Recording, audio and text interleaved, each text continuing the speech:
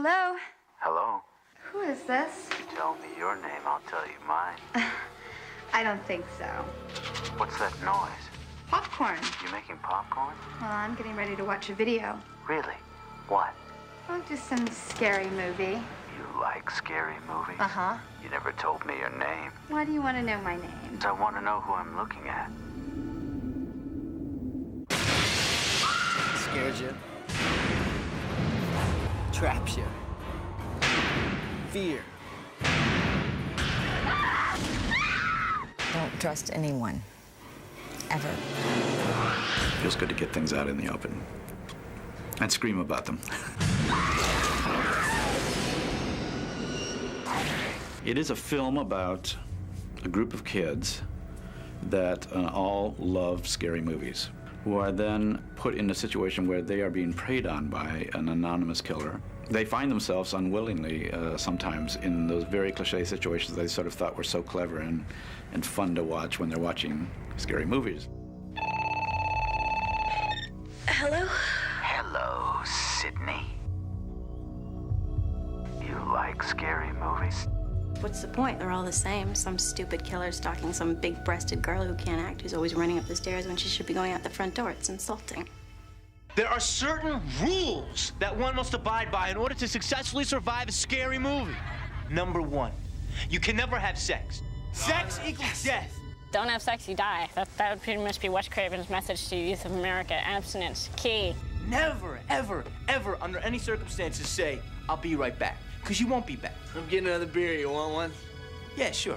I'll be right back.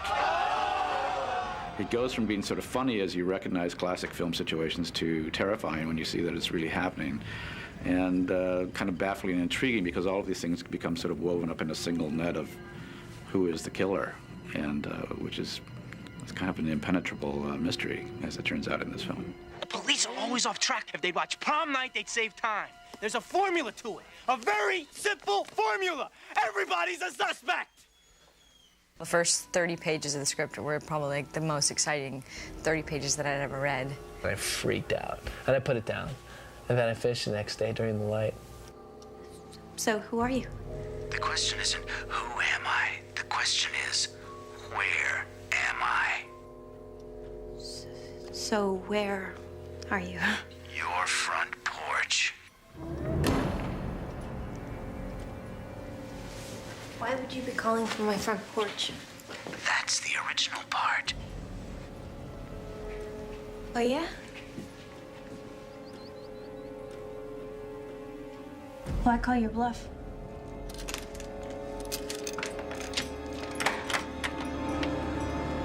Uncovering the dark side of yourself and confronting it and chasing it away. That's what the movie's been about to me.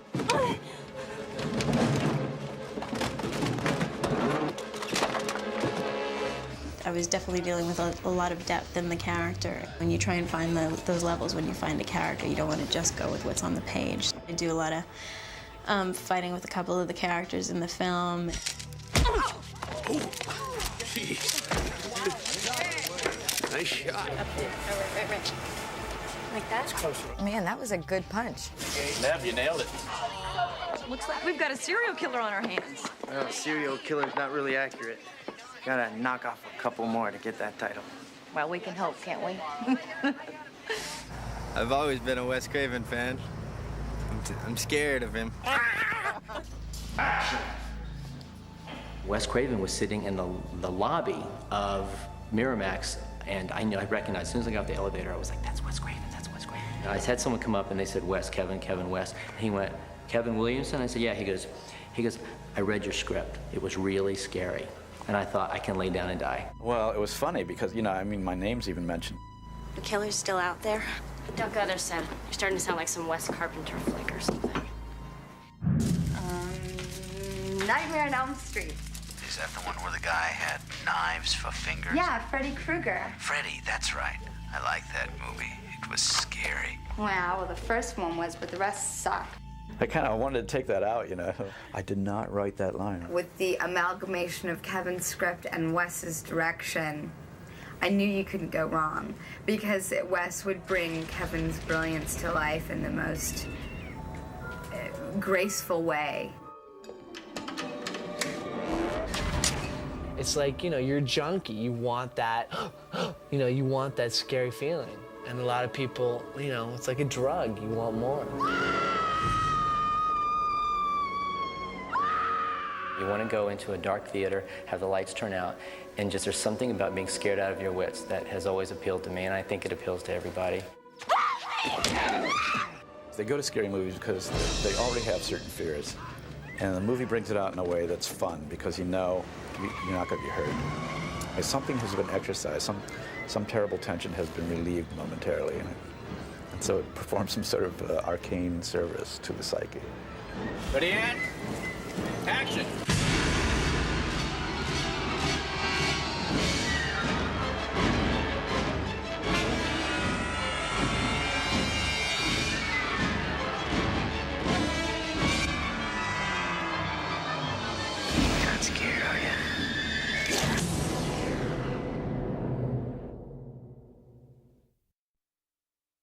Anything else you want, Wes Craven, director of this major motion picture? No.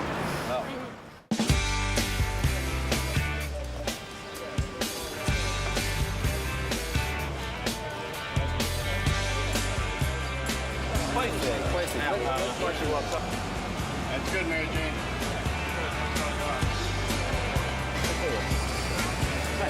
Where's the juice at?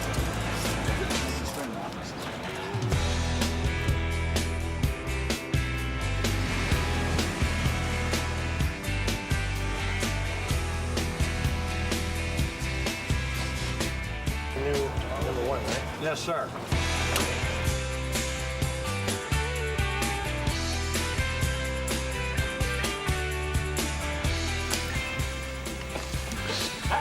Very nice. Very nice. Okay. Background.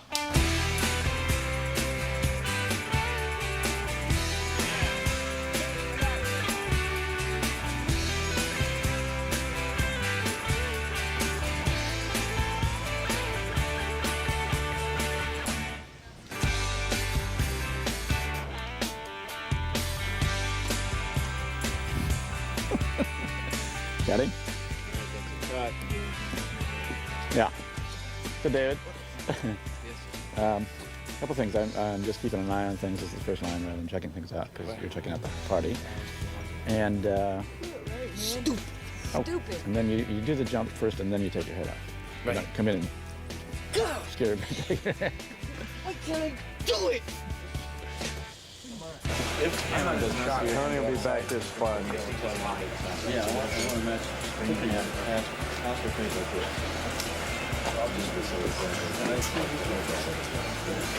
But you want to do exactly. I'll send you a copy. One more. When you see him do the oh shit and look and then come back out like that, I think that curiosity should really face around. Okay. Right, rather than looking back to the screen. Okay. Like, what is going on? So just keep looking. Well, once he goes out and looks, Just keep like looking he's up. going to help, then he comes back and looks. Then you look, right? Because he's looking. Right. And then he goes back and you're like, okay, like where's he going? What's going on? No, you're just turned back. So, but the first time you don't want me to look out when he looks out? Sure. Oh, okay. But when he goes out the second time, don't be just turn back. Oh, I'm sorry. We're rolling. Rolling! Okay. And only 106 applicant cloud marker. Sit here. Okay, roll video. Lots of animation ready. Oh, shit, behind you, kid! Behind you! Oh, shit. What?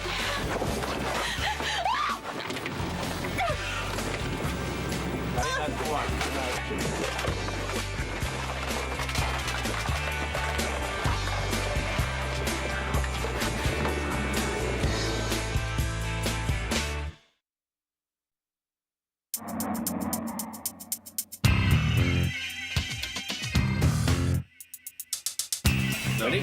Ready, and action!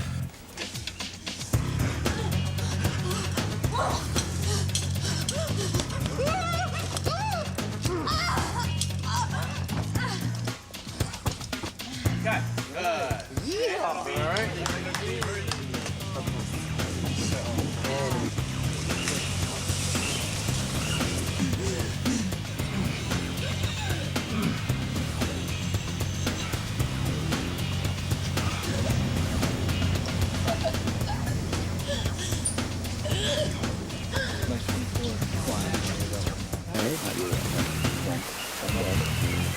And we're going to stop right here.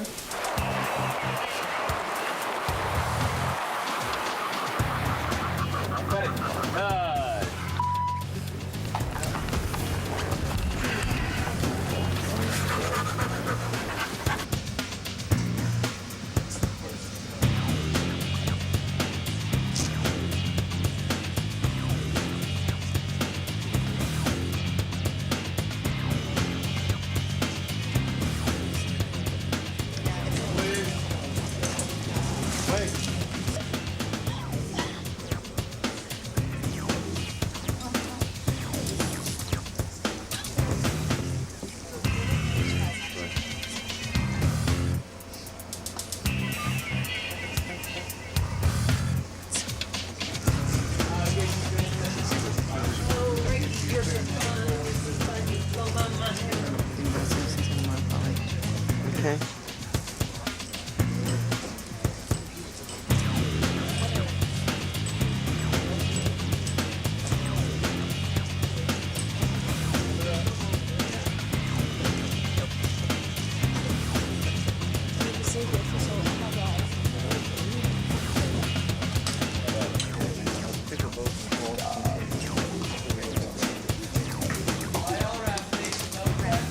Checking. Guys, what, Drew? Okay, Drew. I think we're ready, Drew. Very good. Hey, Wes, can we get a little picture here? Good. Good. Hold it right. All right there.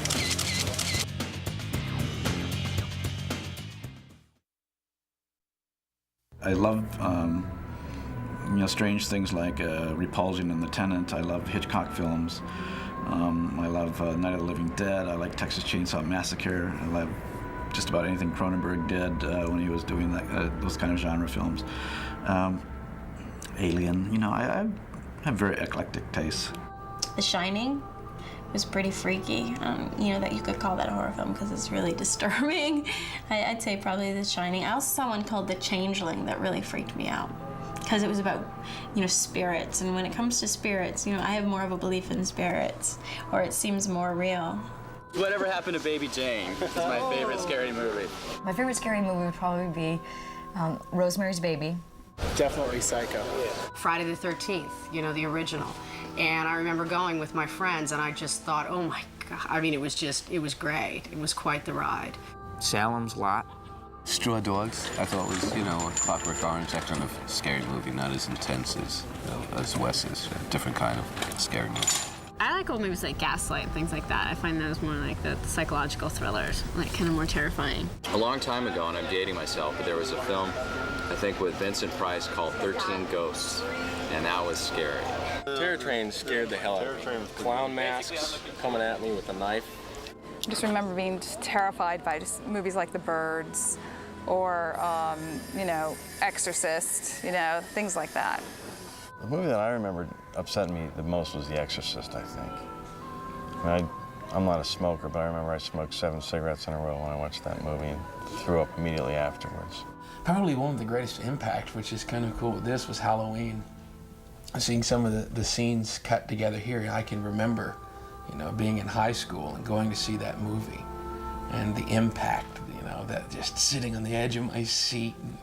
And that's why you wanted to take girls to those kind of movies, because I can just imagine, my teenage equal nowadays, get her and she gets real scared and she might want to hold hands, and all that stuff, and they get scared. That's another reason I like those scary movies. Burnt Offerings, I still think about the color of that swimming pool when that little boy was under there and that man was getting killed. It just gives me shivers. Nightmare on Elm Street, probably. I I want to push it, but... I watched Halloween when I was 10 years old, and it was the scariest movie I ever saw in my life. In fact, it's my favorite movie of all time. And it is the movie that is responsible for me being in the business of writing and being in the whole movie industry. So, I mean, for most people, it's Citizen Kane, Lawrence of Arabia, but for me, it's Halloween.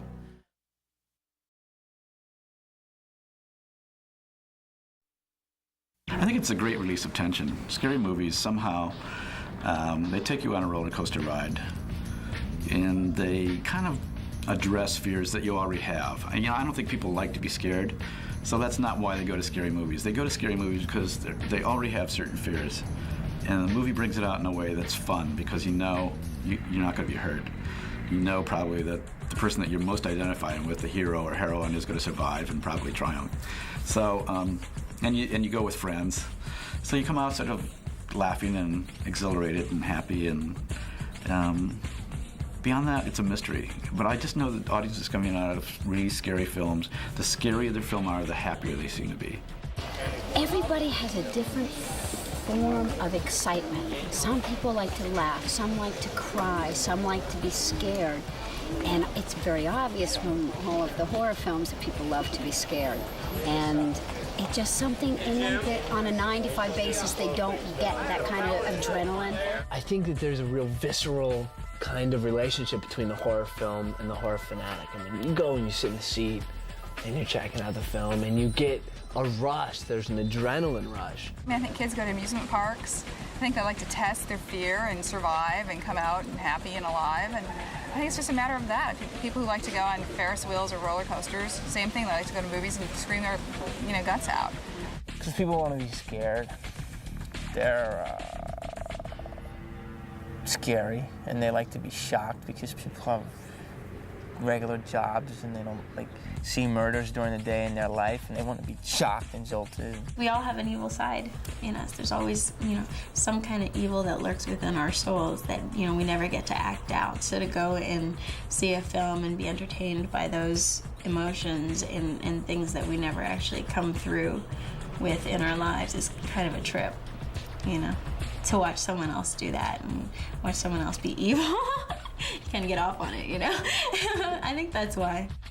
You want to be on a roller coaster ride. You want to go into a dark theater, have the lights turn out, and just there's something about being scared out of your wits that has always appealed to me, and I think it appeals to everybody, even though, it's not everyone's cup of tea, but there's something about being, to get the old adrenaline rush and just start shaking and screaming, and then you walk out of the theater and you're just taken for a ride.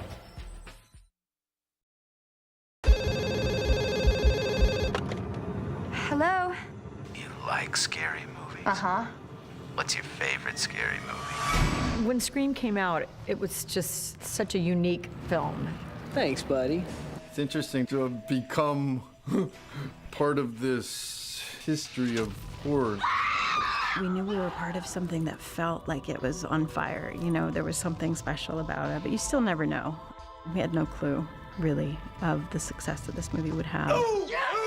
The horror genre had kind of felt like it had been played out a little bit, and all of a sudden Kevin Williamson writes this script where he, poked fun at other horror films. Not your friend. And there was a lot of humor in it, and it was so scary. I just think it was a big part of pop culture. I'm not sure there's a movie that actually holds up quite as well as the first Scream in particular. It's just such an insane creation. Help me!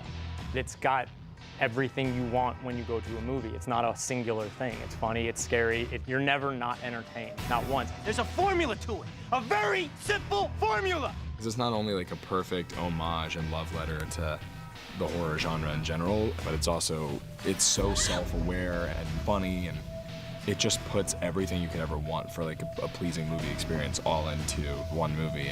Stu was with me last night, okay? Was that before or after he sliced and diced? The way that Wes and Kevin did that iconic opening scene and marketing the entire movie as like Drew Barrymore's movie and then having her killed in the first 10 minutes. I think that shock factor, that's what made a lot of people love the franchise. I want to play a game. What kind of a game? I wrote the script as my homage and love letter to Halloween. Name the killer in No. Come on, it's your favorite scary movie, remember? It was the movie that did it for me, that made me want to be in this business. No one was making horror movies, but the genesis for just sort of that self-aware deconstruction of the horror genre came sort of as a result of me house sitting. I was house sitting for a friend of mine, and I walk into this the family room, and I see that the window's open. And I'm like freaked out. I'm like, has this window always been open? I can't remember. So I go and I get a butcher knife, and I start walking around the house, and I call up my friend on the phone, and I'm like, okay, I think someone's in the house.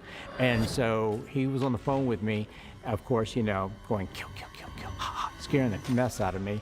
And then we got confused about, you know, Jason, and he started talking about Michael Myers is in the house. I'm like, no, that's Jason from Friday the 13th. And we got into this whole debate about serial killers from the movies. And that sort of was the spark.